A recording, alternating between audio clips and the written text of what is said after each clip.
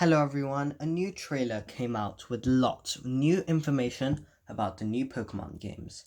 So, let's get right into it. Now, near the start of the trailer, we get to see this odd looking crustacean called Clorf, and its description, a Pokemon with powerful claws. Very descriptive. It is the ambush Pokemon, a rock type, and has some ability called Anger Shell. Apparently, its eyes can spin 360, but it gets dizzy from the blood rushing to its head, so it can't stay upside down for too long. And apparently, its claws are both strong and dexterous. Anger Shell is a new ability, and when Clove's HP drops to half or less, the Pokemon gets angry. I mean, I would get angry if my HP was less than half. This lowers its defense and special defense, but boosts its attack, special attack, and speed. That's a decent trade-off. I mean, at least you're doing some good last blows while you're still in. Let's get to the next part. The next Pokemon showcased like a second after is Armor Rouge. And Rouge, why did they use that? I'm not sure.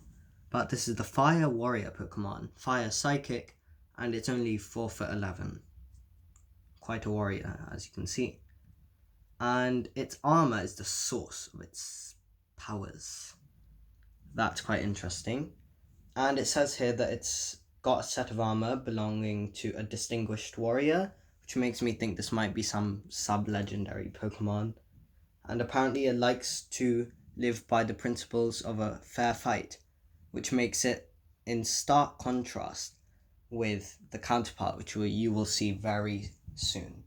And it has a signature move called Armor Cannon, which is very powerful, but it lowers Armor Rouge's defense and special defense in exchange for that power, so is it really worth it?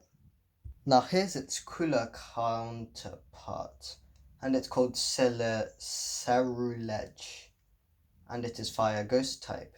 It is the Fire Blades Pokemon, and it's got flaming great swords that absorb life energy. And it's donning an old set of armor steeped in grudges and wields, which makes its blades made of fire.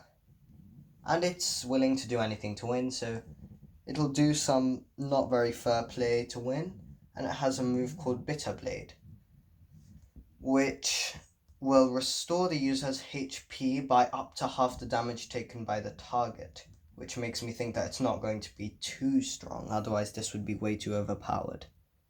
Here we see we can move our point to other locations in your map, and you can set that as your destination. So maybe you get like a flag like you did in Pokemon Legends Arceus and you just run to it. Quite cool. And now this is something about the story. Now the bad guys here are not Team Yell, they are some rebellious students. You know those really low budget schools that you can find around places? This is sometimes what ends up of them. They join the rebellious school asking for more budget, and then they become richer than the school.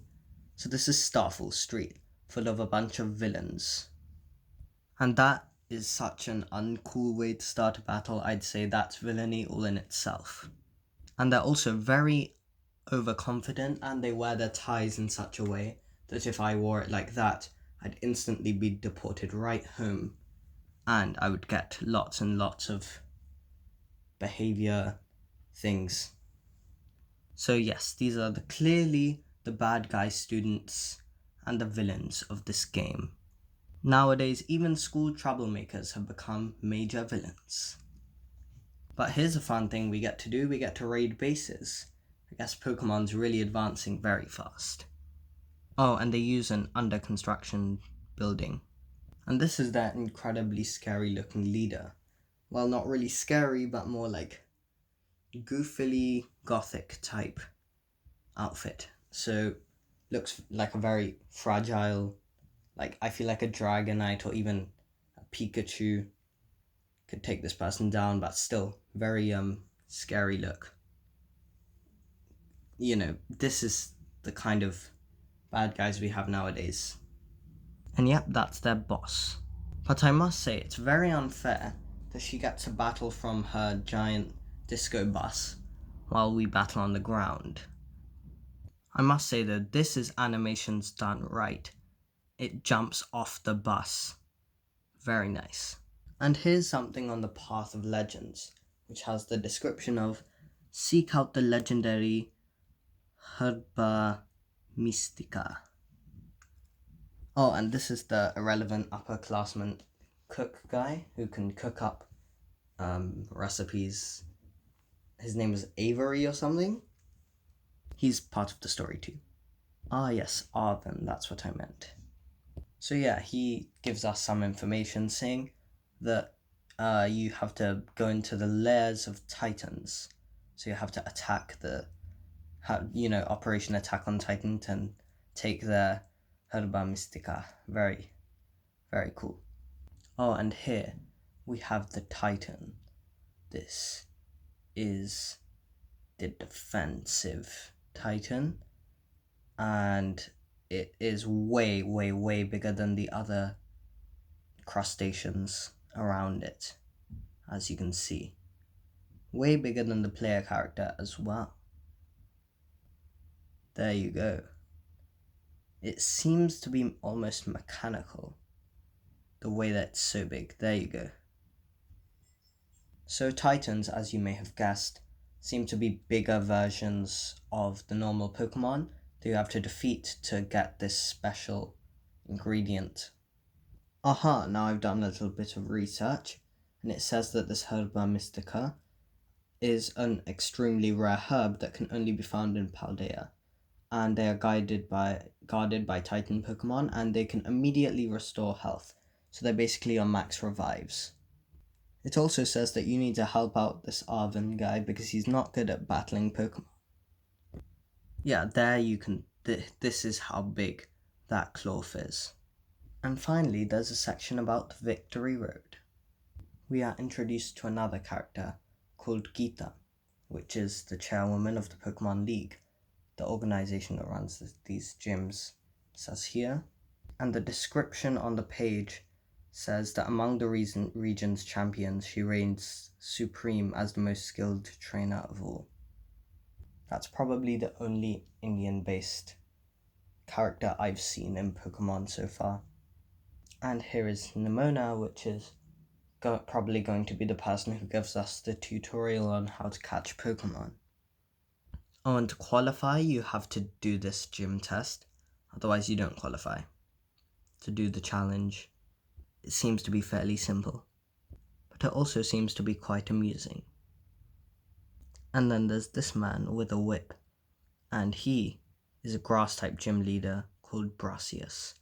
He looks like a very dangerous one because he's got a very spiked whip right there. But what I love most about the actions that this guy has taken is he has taken the initiative to allow Sudowoodo to become truly Woodo. Nice. Finally, Sudowoodo is able to be a plant rather than just a bonsai rock. And there you have it. A grass-type Sudowoodo has finally arose to the scene. Right here. And here's a closer look at the Pokemon that I mentioned earlier. This is them using their signature moves, as you can see. This is Armor Cannon, and this is some blade move.